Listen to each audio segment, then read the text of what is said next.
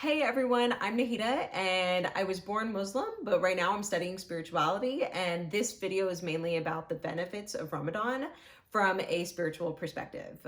I wanted to talk about Ramadan because it's such an incredible holiday and it's not just for Muslim people. Anyone can celebrate this holiday and really get the most out of it. The whole point of it is to really just get a huge toxic release out of the body. And it's an annual event that Muslim people do, and you're releasing toxicity, negativity, like anything that's been weighing you down for the past year via physical, mental, and spiritual pathways. So we'll talk a little bit about the physical because that's probably the most popular part.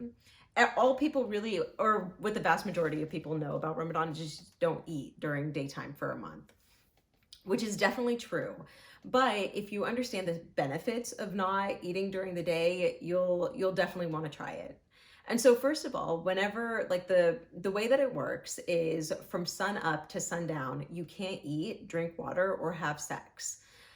Once the moon comes up, you're able to like resume normal daily lifestyle. But during the day, what's happening is your body is redistributing the energy that it used to use to consume food, which is approximately like 30 to 40% of your energetic use during the day. And it's being redistributed all throughout your body.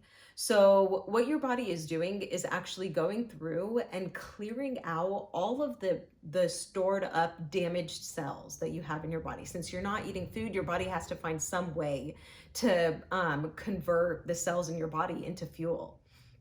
And so the first cells that the body will attack or consume are the damaged cells. So if you've had past injuries, if you've had cancer, anything where the cell is not a normal, healthy, functioning cell, that is going to be the first one that the body chooses to go. And then, of course, it goes through your fat reserves and there's a process. But in that process, it's really incredible because, as we know, our bodies are made out of like 70 or 80% water. And the really reason why that's really amazing is because it was just discovered that water can retain memory. So one of the benefits of not drinking water all day is that your body is going through and in the most deepest and darkest recesses where we have water that's just kind of stored and sitting there and stagnant, it's pulling that water out of the body. And so you're releasing all of those pent up memories and all of that stored anger or whatever it is that water has memorized and retained in your body, and you're flushing that out. So physically, you're doing a massive flush of all the damage and old things that you have retained throughout the year that just don't serve you anymore. So that is the physical release that you're getting. And incredibly, because this is such a lunar based holiday, the water in your body also very much interacts with the moon. The same way the tide of the ocean is interacting with the moon, your body reacts to it in the same kind of ways, and it's helping it perform that flush throughout the month. And the month, of course, starts with the new moon, which is really cool because the new moon is all about new intentions, setting new intentions, and it's very highly energized. It's getting you into wanting to start something new and wanting to do better things. So it's a really, really beautiful way to incorporate nature into your spiritual practice, which is done like effortlessly with this month. As the new moon is gaining energy and getting bigger and fuller, once you hit the peak of the full moon at the middle of the month, that's like peak manifestation time. So you're going to like building, and then once the full moon starts, rescinding again, that's where we go into reflection mode. And so to me, the month is kind of broken into two halves. And in the first of the month, it's all about setting your intentions. What do you want from the holiday? What do you want from the month? What do you want to accomplish? What do you want to let go of? What is your intention that you're setting for this Ramadan? For a lot of people, it'll be breaking bad habits or building new, better habits or changing the energy in their life. Whatever it is, set your intention at the beginning of that month and let that be the focus. With that said, that's where the mental aspect of the month comes in. So we kind of talked a little bit about the physical benefits. The mental benefits come in terms of What is it that you want to either build, or what is it that you want to let go of? If you have like toxic relationships, if you have food addictions or chemical addictions or anything that you know is not benefiting you in some kind of way, you could make your intention for that month to let go of those things, and to just for a month do it like a cleanse of, I'm gonna let go of social media, or I'm gonna let go of this girl or this guy who's not treating me right, and just kind of like be with myself for a month. Or you can look at it the opposite way. You can be like, you know what, I've always wanted to learn how to garden, or I've always wanted to become more physically active, I've always wanted to learn new things, read different books. And then instead of like taking something out of your life, you can add things into your life. And so you get a whole month where you're like, every day I'm going to read a chapter in this book, or I'm going to go for like a 10-minute walk, or I'm going to start my meditation practice. And so whatever you want mentally, that can be your goal in terms of like the mental benefits of the month. As far as the spiritual benefits, to me, the greatest and most impactful thing that Ramadan does for me spiritually is not only does the energy that used to be used to break down food get redistributed, what happens is you will find that that energy moves up, and it becomes much more, it starts opening up some of your like seventh and eighth chakras. And so that energy that used to be like consumed with doing like the daily survival things are now freed, so that you can start doing some of the self-reflective and self-realization things. If you've never heard, I think it's Maslow's hierarchy. I'm not sure exactly what it's called, but I'll find it and leave it in the description.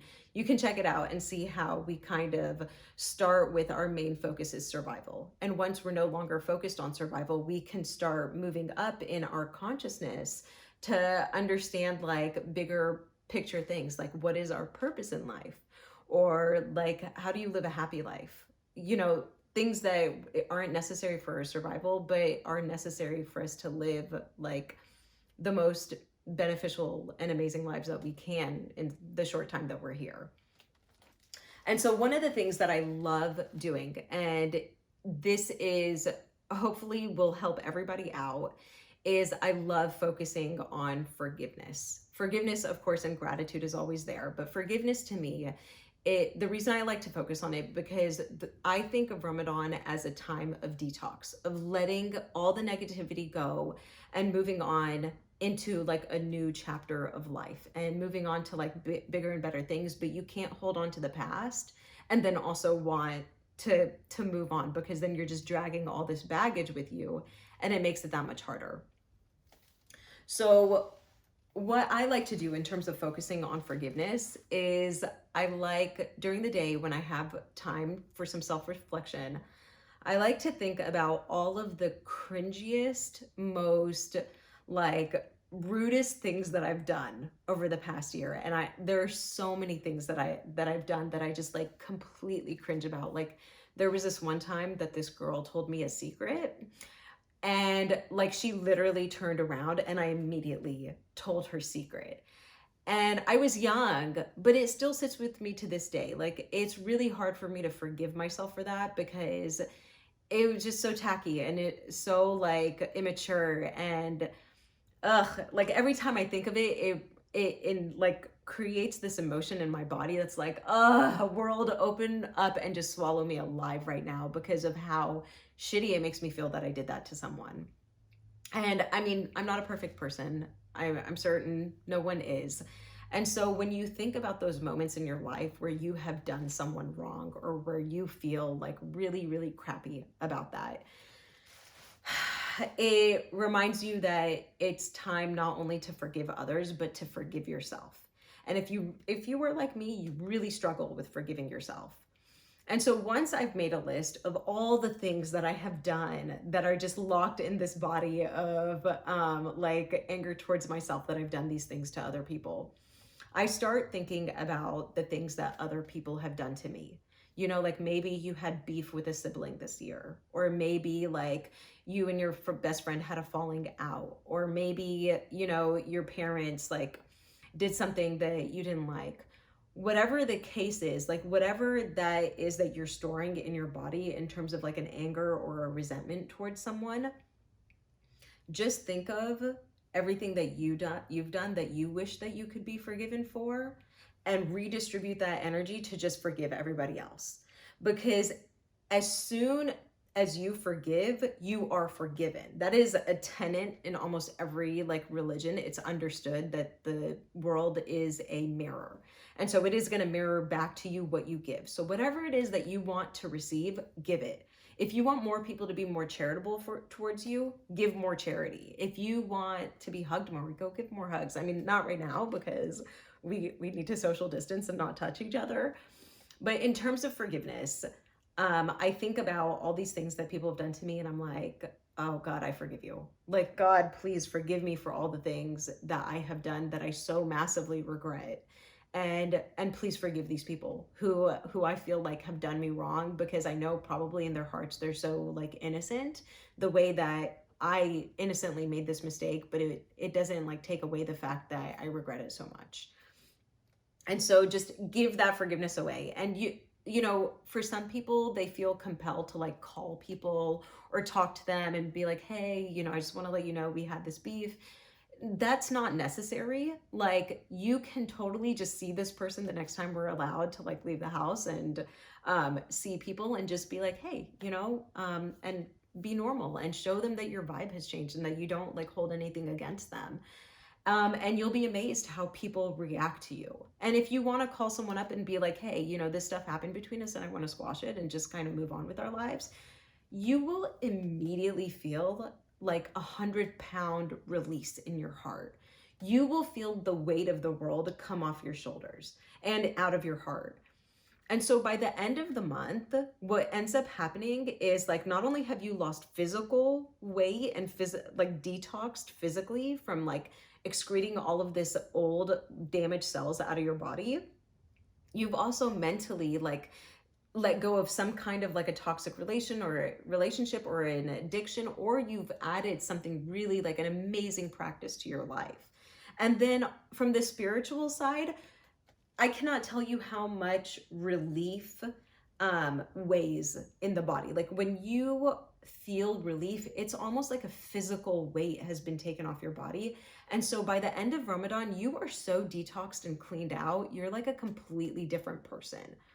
And so if anyone is interested in trying this, I strongly recommend it. You will have like a life-altering experience. And I'm probably going to be posting much more often during Ramadan, just to make sure that, you know, if you guys have any questions, I will definitely help you along, or just to kind of post my journey and what I go through the month, because it's not pretty. Like, releasing negativity and toxicity is not a pretty process, and I don't want you to think that you're just kind of like, oh yeah, man, that was fun and that was easy. Like, it's painful to fast, and it's painful to like release these emotions out of your body, and it's painful to forgive people that have done you wrong, but the benefit far outweighs any of the pain that you endure. So hopefully we can motivate each other.